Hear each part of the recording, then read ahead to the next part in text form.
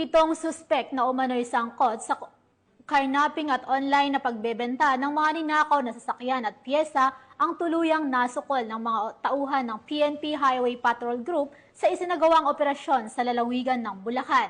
Alamin ang detalye mula kay Patio Luman, Janine Kyle Sorongon. Timbog ang 7 suspect na sangkot sa kasong Republic Act No. 10883 or the New Anti-Carnapping Act of 2016 sa ikinasang operasyon ng mga tauhan ng Bulacan Highway Patrol Team sa pangunguna ni Police Major Renz Principe at sa pamumuno ng kanilang Regional Chief na si Police Lieutenant Colonel Joey Caise kasama ang kapulisan ng San Jose del Monte City Police Station sa Block 12 Barangay Gumaok West, San Jose del Monte City, Bulacan nito lamang nakaraang araw. Itong si alias Carlos ay nagrenta ng sasakyan na isang Toyota Fortuner kay Mr. Leesa na kung saan nagkaroon sila ng usapan na rentahan ito ng 4,500 pesos. Pagkatapos ng ilang araw at tinatawagan na ni Mr. Leesa si alias Carlos, ngunit sa kabilang banda ay hindi na ito makontak. Sinuri umano ng may-ari ang GPS na nakakabit sa sasakyan kaso hindi niya na ito malocate. Noong June 28, 2025, dumulog itong si Mr. Leesa sa tanggapan ng HPG Bulacan para i-report na ang kanyang sasakyan na nirentahan ay binibenta na sa marketplace selling parts of Toyota at Fortuner, kaya't nagsagawa agad ng aksyon ng HPG na kung saan isang HPG personnel ang nagpanggap na poser buyer at nakipag-transact umano kung saan ipipick up ang mga parte ng sasakyan. Pagdating nga sa lokasyon ng kanilang pinag-usapan ay kumpirmadong ang mga parts ng sasakyan ay tugma sa sasakyan na pagmamay-ari ni Mr. Leesa. Ayon sa papeles na dala-dala ni Mr. Leesa at dito na nagsagawa ng pag-aresto sa 7 sospek. Nakarecover din ng HPG ng 3 pang sasakyan, isang Toyota Camry 199, isang Hyundai Eon at isang Chevrolet Aveo.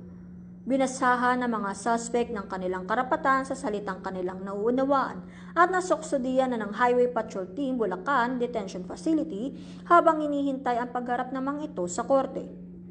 Ang mga nasabing sasakyan naman ay dinala din sa himpilan ng HPG Bulacan para sa verifikasyon.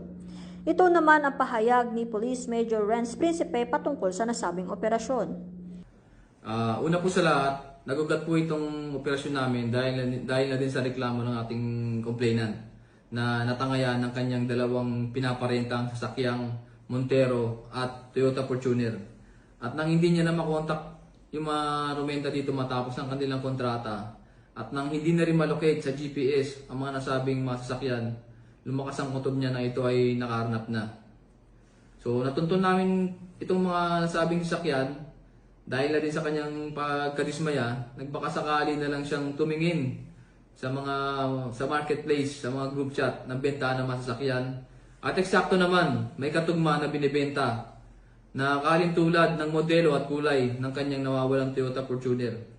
Kaya minabuti niyang dumulog sa aming opisina at agad naman namin itong inaksyonan at nagkasanang operasyon laban sa mga sospek. Sa gitna ng aming operasyon, aming aktong naabutan ang mga suspect na nagkakalas ng mga pyesa mula sa isang SUV na kulay puti at mula na din doon sa mga aming na-recover na plaka at chassis. Amin na kumpirma na tugma ito sa ORCR ng nawawalang Toyota Fortuner ng ating complainant. Gayunpaman, ang kanyang Mitsubishi Montero ay chassis na lamang at pira-piraso ang aming na-recover sa karating na junk shop malapit din sa pinangyarihan ng krimen. Ang iba pang masakyan na aming na-recover mula sa nasabing lugar ay aming sasailalim pa sa macro etching at aming pang beberipikahin kung ang mga ito ba ay involved din sa kanilang modus. Kami, ang Guardian of the Highways, ang kakampi nyo sa kalsada na patuloy na magbibigay ng serbisyong HPG. Dahil dito sa ating bagong Pilipinas, ang gusto ng pulis, ligtas ka. Mula sa tanggapan ng kakampi nyo sa kalsada at sa pamumuno ng aming buting direktor, Police Brigadier General Eleazar P. Mata. Ako ang inyong PNN correspondent, Patrolwoman Janine Kyle Sorongon para sa Police News Network. Alagad ng batas, tagataguyod na balitang pulis.